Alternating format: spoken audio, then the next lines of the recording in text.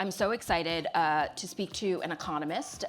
We talk a lot about, I would imagine, some of the macro things every day. So let's be joined by Jeremy Porter. He's the First Street chief economist. His firm builds climate and financial risk models to quantify how floods, fires, and heat are reshaping property values. So Jeremy Porter.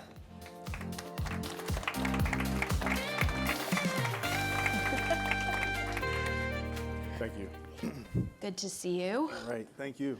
We were trying to figure out where we know each other from. I think we're soul friends. We like the same stuff.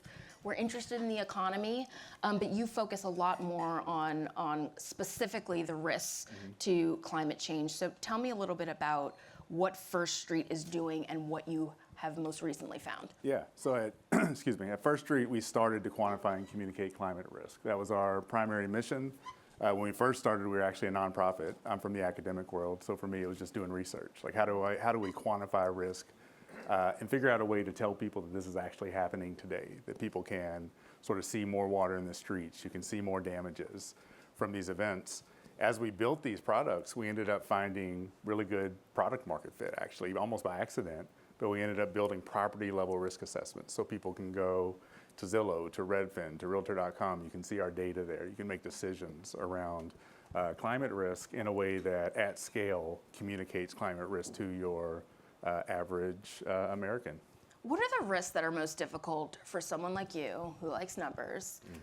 What are the risks that are most difficult to quantify? I think probably my favorite project that we've worked on is the indirect climate risk. So I think a lot of us see damages to buildings, and we say, we can impact a building. We can see 3 feet of water to a building.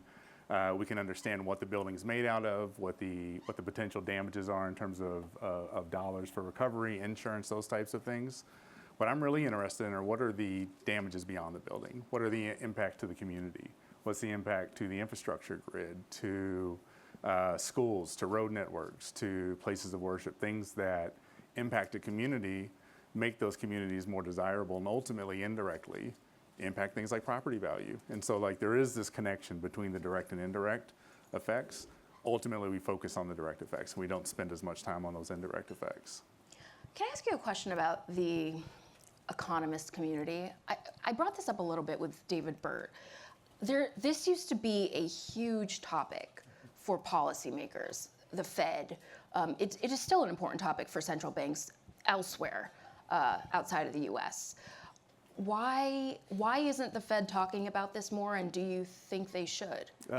Yeah, well, there's a lot of, there are a lot of reasons why the Fed's not talking about this as much anymore. I think we are in a place where we don't have the sticks anymore. I mean, we had a lot of regulation that was coming out. The SEC was putting out climate migration. Banks were responding to it. Corporations were responding to it. We're not in a space where that's our reality right now, but it's been really interesting because what we're seeing now is that there's more of an opportunity focus. People are thinking about climate in a way that I don't think they have in the last couple of years. Yeah. Nowadays they're saying, all right, I don't have the stick anymore that's forcing me to report on the regulations for climate. But what are the opportunities? Is there a carrot attached to understanding my climate risk? Can I adapt my portfolio? Can I locate my retail sites in a more climate resilient area? So there are all these positives that I think that people are starting to think about in regard to climate risk. But what are the implications of not having those sticks, as you call them, anymore? So, I can report on climate, I can go, do press interviews, I can do these types of things. I'm a pest, right? I'm telling people about climate risk. Not here. Well, I'm telling you what the damages are, those types of things. When you get into the federal government, the Federal Reserve putting out reports and saying climate is impacting Fannie, Freddie, Ginnie, and it's their portfolios that are being impacted, that carries a ton of weight. And when organizations put out this type of information, we're producing rigorous research. We're telling the same types of stories. It's hard to carry the same weight as the Fed Reserve telling everyone that the mortgage portfolios have a significant amount of flood risk. So that we lose that when we're not getting those reports. We talk about climate in the context of the housing market. We talk a lot about what it means for residential homes. What's interesting about you is you've thought about the impact on commercial real estate. How should we be thinking about that? Yeah, and commercial real estate's interesting because it doesn't have quite the same regulatory restrictions that the residential real estate market has, especially in the insurance space. So in the commercial space, theoretically, climate's priced properly, and you price climate, you have risk assessments, and your insurance premiums reflect that assessment. In the residential real estate market, we know that there are caps in terms of how much insurance can go up year over year. Right, yeah. We've seen these big gaps associated with that. What we're seeing, though, is that in the commercial space, people are interested in the cost of insurance. They're saying, you know, the cost of insurance is important to me. I want to have a line item for my investment committee so they know what that looks like. But they're more interested in things like volatility and understanding how uncertain insurance rates are. So when you start to move across these two spaces, you see different triggers for why climate's important to homeowners and why it's important to those in the commercial space. The crisis that I've spent, months and months reporting on is the work from home crisis and the impact that will have on commercial real estate. And it's been described to me as kind of this slow burn crisis that won't hit as a big shock at once.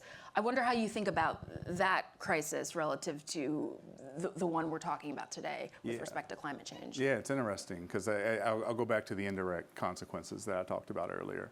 And we've done some work actually on climate migration. And when we're modeling climate migration, we're seeing that in the U.S. at least, there's not macro level migration across markets that's happening at a large scale. Mm-hmm. What we're seeing is that people are using local knowledge about what they know about their neighborhoods.